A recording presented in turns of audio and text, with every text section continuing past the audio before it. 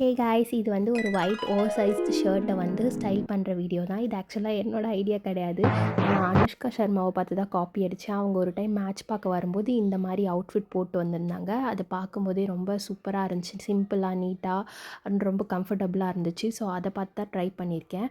அவங்க மேட்ச்சுக்கு போட்டு வர ட்ரெஸ் எல்லாமே ஓவரால் நல்லாயிருக்கும். நீங்கள் வேணால் நோட்டீஸ் பண்ணி பாருங்கள். ஸோ வாங்க, நான் இந்த ட்ரெஸ்ஸை போட்டு காமிக்கிறேன். பார்த்தீங்கன்னா இதுதான் அந்த அவுட்ஃபிட். ஸோ பார்க்கவே நீட்டாக, சிம்பிளாக அண்டு கம்ஃபர்டபுளாக ரொம்ப நல்லாயிருக்கும்.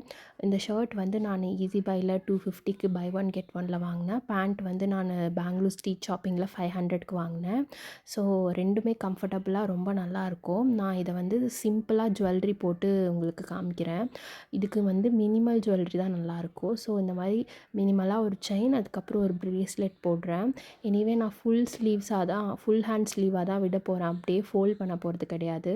நீங்கள் ஃபோல்ட் பண்ணுறீங்கன்னா ஒரு ரோஸ் கோல்ட் கலர் வாட்சோ இல்லை கோல்ட் கலர் வாட்சோ போட்டு பேர் பண்ணலாம். ஹேர் வந்து நான் இந்த மாதிரி எய்தர் பன்னாகவும் வச்சுக்கலாம், அப்படி இல்லைன்னா நம்ம இப்படி ஓப்பன் ஹேரும் விட்டுக்கலாம்.